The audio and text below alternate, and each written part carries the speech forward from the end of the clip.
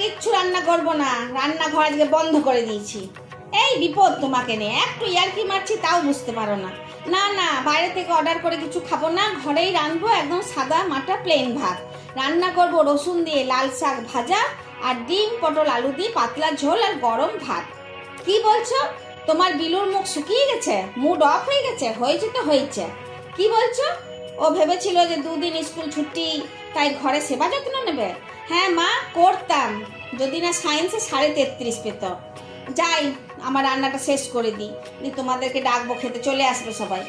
কি রে বিলু, ভাত খাবি না? আয়। কি, তোর পেট ভরে গেছে? চ খাবি চ। কেমন সাদা মাটা ভাতের স্বাদ, খেয়ে দেখবি চ। তখন রোজ বলবি এটাই খাবো। আর যখন মা থাকবে না তখন দেখবি আরো বেশি করে এই দিনগুলোর কথা মনে পড়বে। কি বললি, একটা শর্তেই খাবি? আজে বাজে শর্ত হলে আমি শুনতে পারবো না।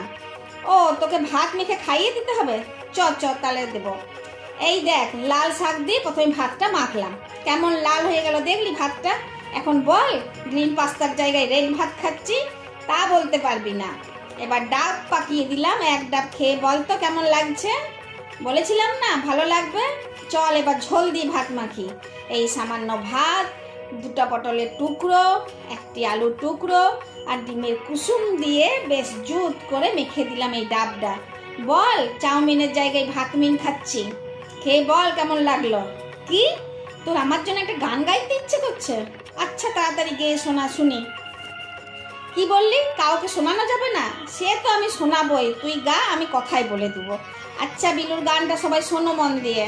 ও বলল আমাকে, তুমি মা আমাকে লাল শাক ভাজা আর ডিম পটল আলুর ঝোল খাইয়ে দিলে, ওগো মমতাময়ী, তোমার স্নেহ দিয়ে মাখা ভাত যেন সারা জীবন খেতে পারি আমি।